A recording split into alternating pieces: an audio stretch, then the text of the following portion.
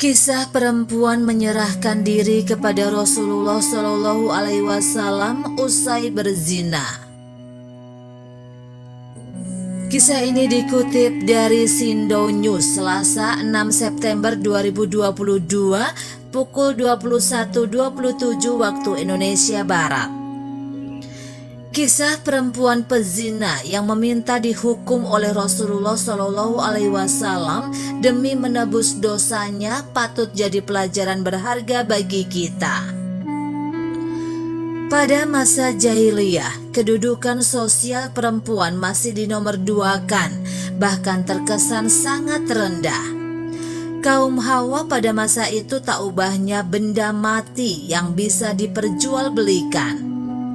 Tidak bisa mendapatkan hak waris, tidak memiliki hak-hak istri sebagaimana mestinya, dan beragam bentuk diskriminasi lainnya. Saking rendahnya derajat perempuan di mata masyarakat jahiliyah, mereka menganggap kehadirannya sebagai petaka. Dan oleh karena itu mereka tega menguburnya hidup-hidup.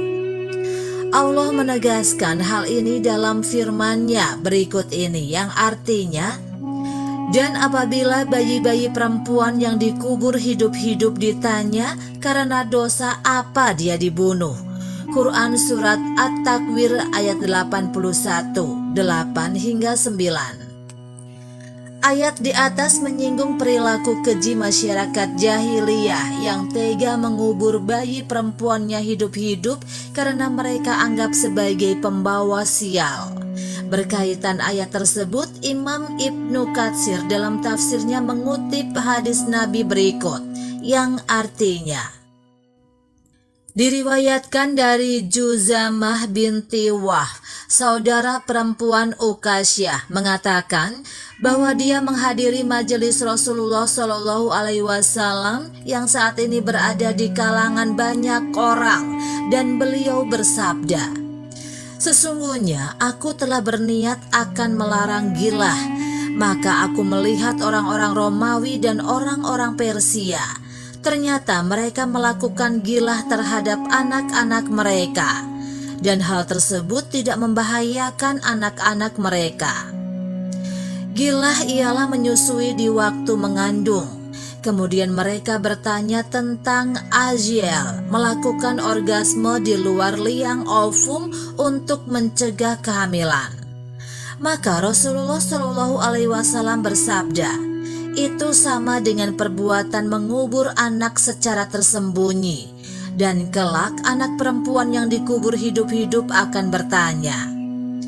Hadis tersebut menjelaskan bahwa di akhirat bayi-bayi perempuan yang telah dibunuh pada masa jahiliyah tersebut bertanya kepada orang tuanya, atas dosa apa kami dibunuh? Kemudian Allah menjatuhi siksa yang begitu berat kepada pelakunya. Hingga kemudian kehadiran Islam di muka bumi telah mengangkat harkat dan martabat perempuan.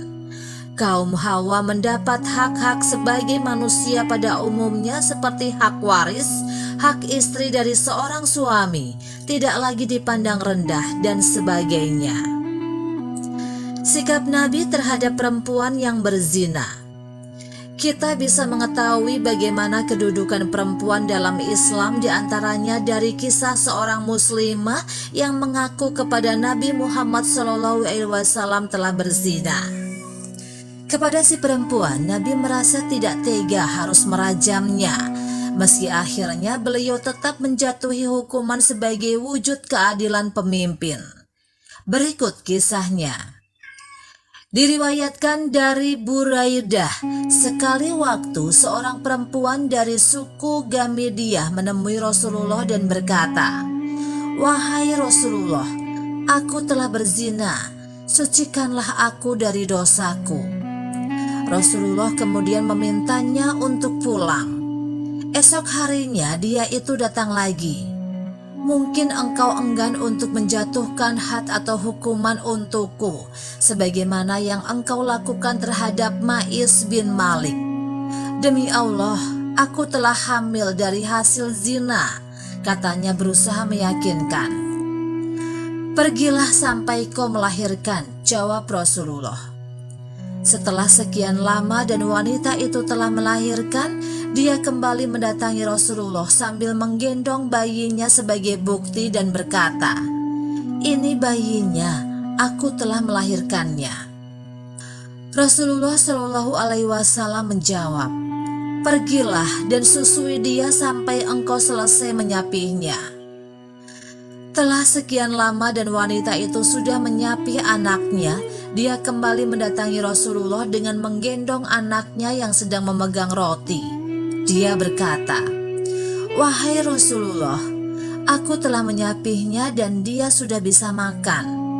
Rasulullah pun meminta wanita itu untuk menyerahkan bayinya kepada salah seorang sahabat yang hadir di situ, kemudian dibawa ke tempat eksekusi rajam. Sampai kemudian Khalid bin Walid ikut merajamnya. Mukanya terkena cipratan darah wanita itu. Dia pun mencela si wanita. Mendengar apa yang baru saja Khalid ucapkan, Rasulullah menegur, "Jaga ucapanmu, Khalid. Demi Allah, dia telah sungguh-sungguh bertaubat. Dengan taubat yang seandainya engkau penarik pajak bertaubat maka akan diampuni." Perempuan itu pun disolati dan dimakamkan.